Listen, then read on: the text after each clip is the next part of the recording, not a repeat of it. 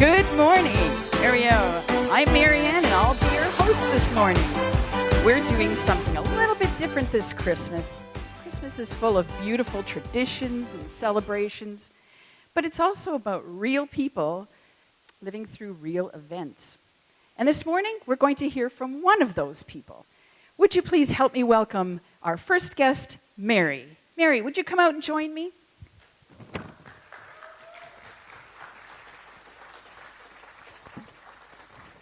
Welcome, Mary. Thank you.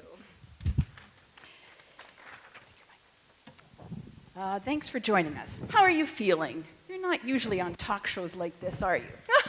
No, not really. I'm a little nervous. I don't get a lot of press. And honestly, my story's a little weird. People don't always believe it, so we'll see how it goes. We'll start easy. Tell us a little bit about yourself. Sure. I'm Mary. I'm from a little town called Nazareth. Nothing really special about me. My family's not rich, but we do have a good home. I'm engaged to a great guy named Joseph. He's a carpenter, a little older than me, but not like weird old. He even owns his own donkey, paid in cash. Wow, sounds like a great guy. But from what I hear, you've got a pretty amazing story to tell, Mary. Mind sharing about your pregnancy? Yeah, so it was just a normal day. Cooking, cleaning, watching a little Netflix, when suddenly there was a blinding light, and an angel appeared right in my living room. An angel? What did he look like? The light was so bright, like lightning. Even his clothes were shining white. Honestly, before he left, I wanted to ask him for laundry tips. So what did he say? He said, "Rejoice, favored one, you are chosen by God." I was confused. I mean, I'm not anybody special. Maybe he had the wrong house. Maybe he was supposed to visit someone fancy, like the Pharisees down the street, or Beyonce.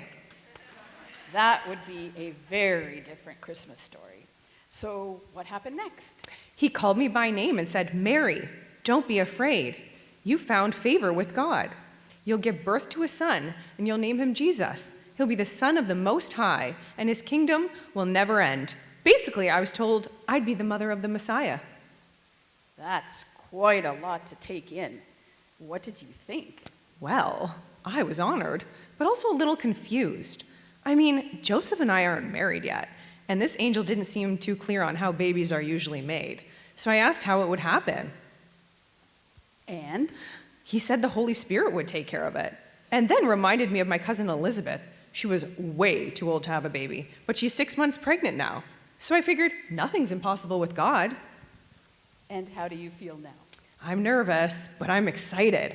We've been waiting so long for the Messiah, and if God's plan includes me, then I'm ready to serve. I told the angel, "I am the Lord's servant. Let it be as he has said." That's a beautiful faith, Mary. One last question. What are you going to tell Joseph? I think I'll let God handle that one.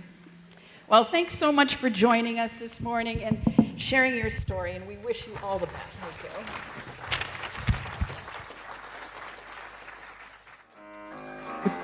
Good morning. Not the music I was expecting, but we're doing something a little bit different this Christmas. Christmas is full of beautiful traditions and celebrations, but it's also about real people who lived through real events.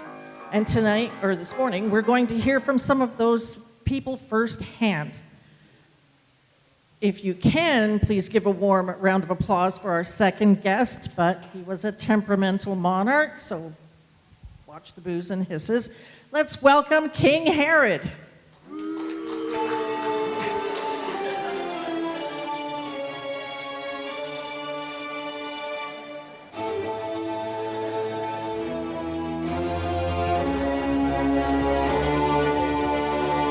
Welcome, King Herod. How are you today?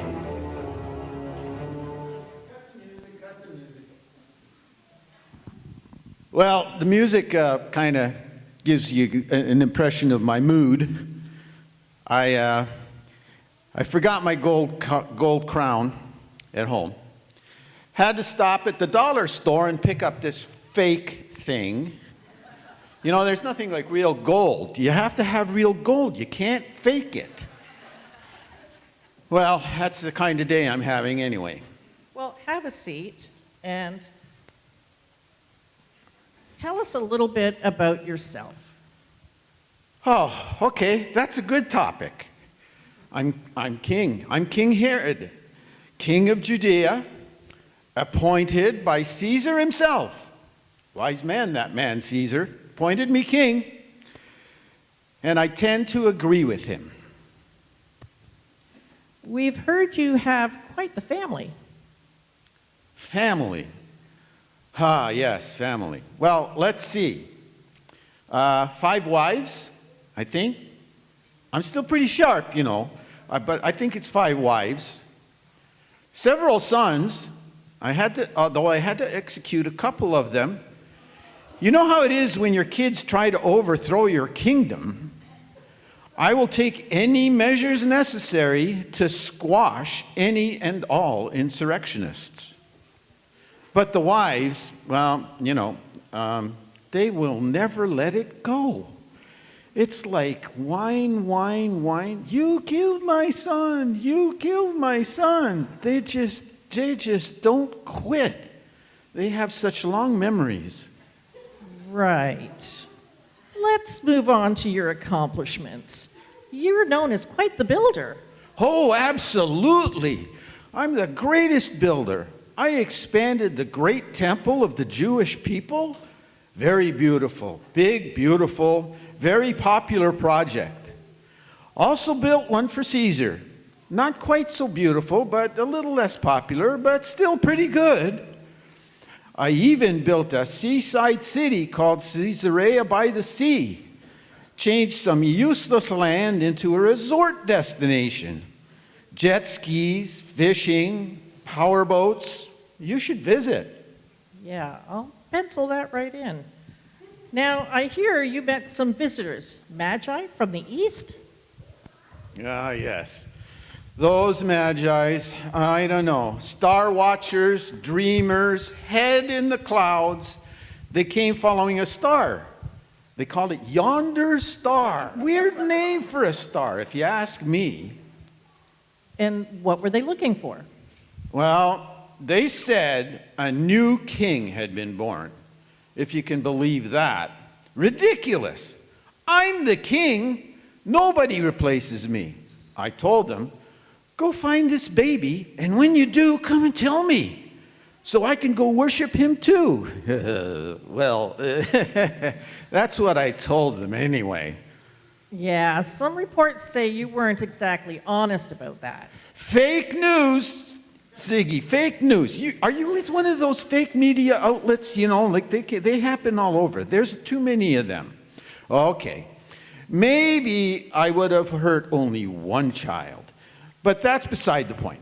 If those Magi's had come back like they were supposed to, instead of sneaking out of town without telling me, then I would have only have killed one baby.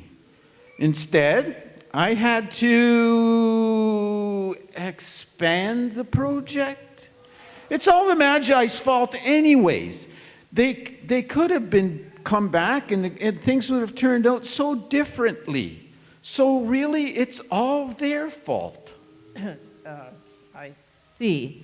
And what do you think became of this baby king? Well, let's just say, I don't think anyone we need to worry about anymore. I don't get why everyone's so obsessed with this Messiah anyway. What about me? I'm Herod the Great. I even have a tower in Jerusalem with gold letters in the name Herod Tower. Right. I've never heard of that. Well, thank you, Your Greatness. A round of applause for King Herod?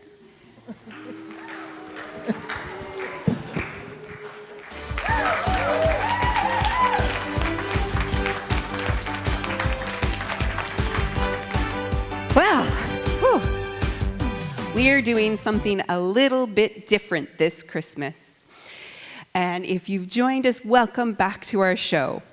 Christmas is full of beautiful traditions and celebrations, but it's also about real people who lived through real events. And tonight, we're going to hear from some of those people firsthand. Give a warm round of applause to our third guest, Joseph.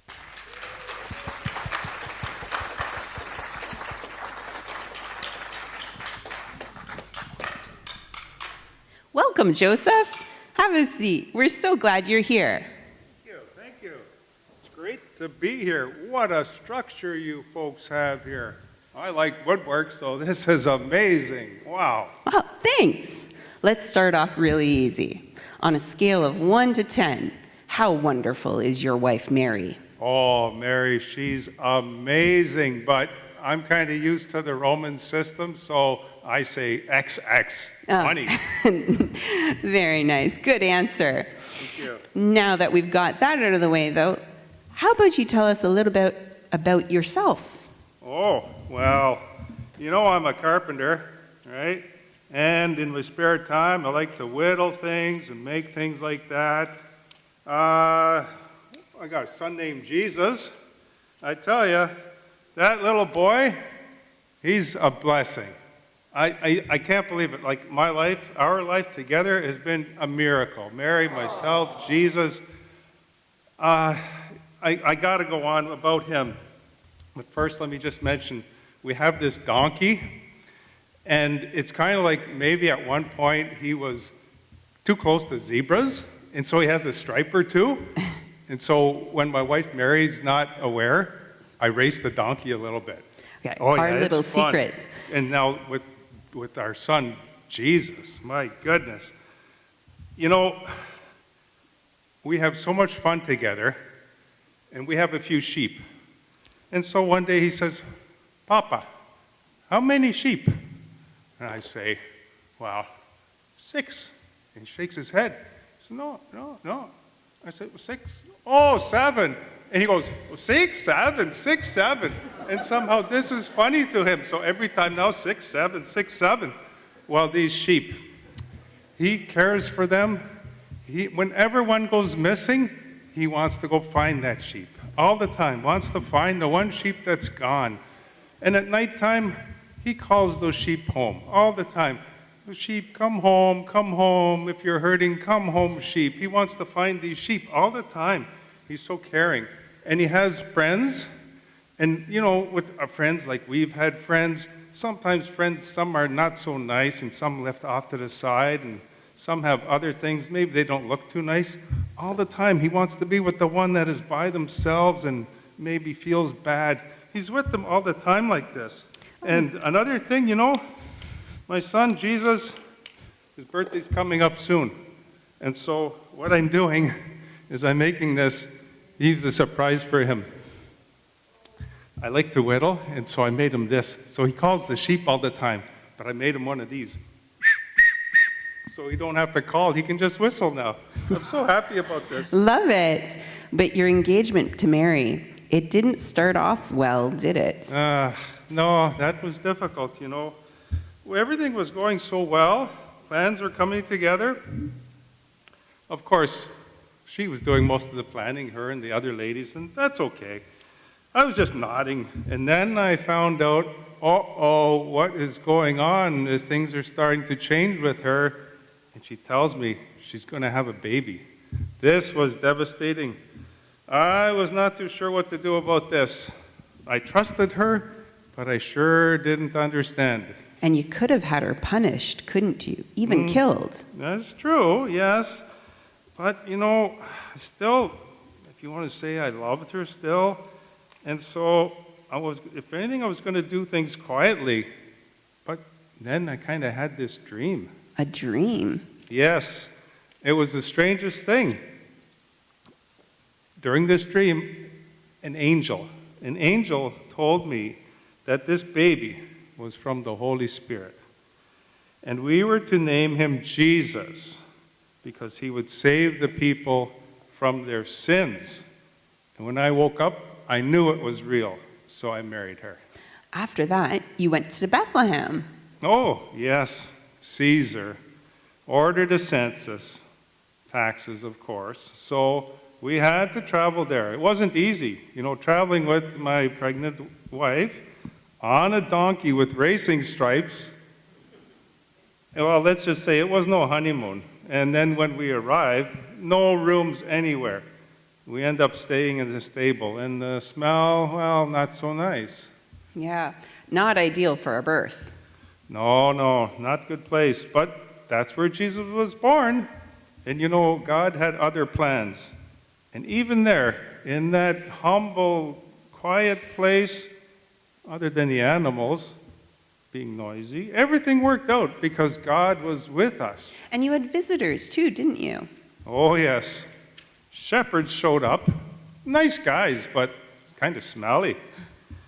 And one even brought a drum. And he asked, "Hey, can I play a rum-pa-pum-pum?" And I said, "No, thanks. The baby's sleeping." Then later, some magi came, and they brought gifts, gold, frankincense, myrrh. It was nice, but we could have used diapers. After that, though, you had to flee to Egypt. Ah, yes. Egypt. Well, I had another dream. And in that dream, I was warned that Herod wanted to kill Jesus. So we left in the middle of the night, and we became refugees in Egypt. We started from nothing, but God provided. He always does. Yeah, that's a powerful story, Joseph. Thank you for sharing your faith with us. Thank you. Good to be here.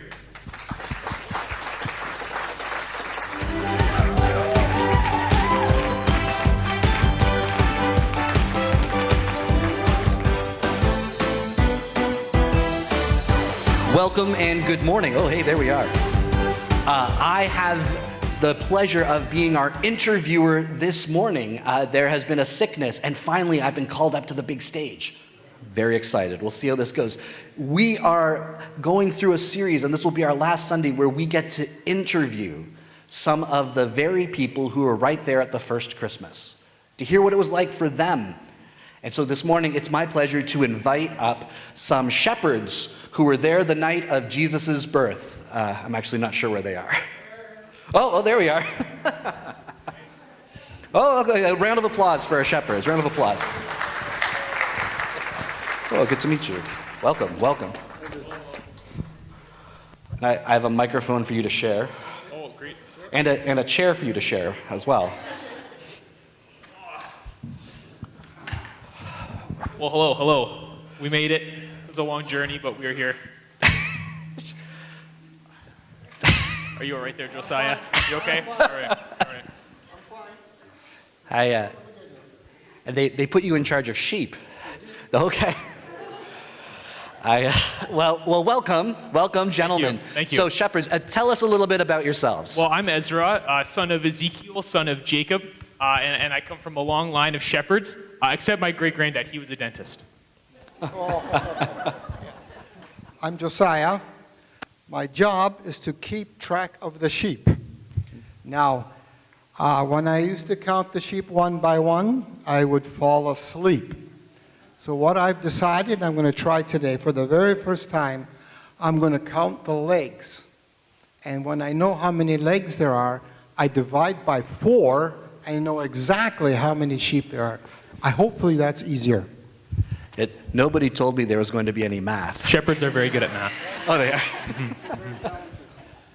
For some reason, I just really want to call you Clark. And I don't know why. I get that a lot, yeah. A little bit, maybe a distant, handsomer cousin. I don't know. Yeah, maybe, that could be. Less so, hard to say. So, what do shepherds do for fun? Well, it gets boring at night, so we tell jokes around the fire. We talk about our pensions and our health plans, shepherd stuff, yeah. Yeah, 401k, gotcha, yeah. No, this is Canada. It's Oh, that's not, I'm still adjusting. I have got a good one here. You are all the sheep this morning, okay? So if you know the answer, I just want you to yell it out. What kind of car does a sheep drive? Oh, Bob, sorry? Oh, right. That's a good answer, but that's not quite right. It's a Lamborghini. That was a good one. That was a good one. What do you call a dancing sheep? A ballerina. Yeah. Oh boy. So it's a tough crowd at Bethlehem this morning. Now, I hear that the two of you had quite a night recently. Oh, yeah. We were watching the sheep, and suddenly this angel appeared, scared us half to death, and then said, don't be afraid. Too late for that. He said, I bring good news. And it was like it was too late for that advice, yes. Then he said the Messiah had just been born in Bethlehem. Imagine a baby lying in a manger. A manger? Who puts a baby in a manger? And then there was this whole choir of angels, and they were singing really, really loud, like louder than a Leonard Skinner concert. It was incredible. It was incredible. So you went to go and see this baby? Yeah, we did. Sure did. We did. Yep. We found him exactly where the angel said. Sweet little baby. We even saw a donkey. I think it had some racing stripes or something. Yeah. Yeah, nice touch. We were amazed. The Messiah right in front of us. We shepherds, nobodies, were invited first. That never happens. Oh, yeah. That must have been very special.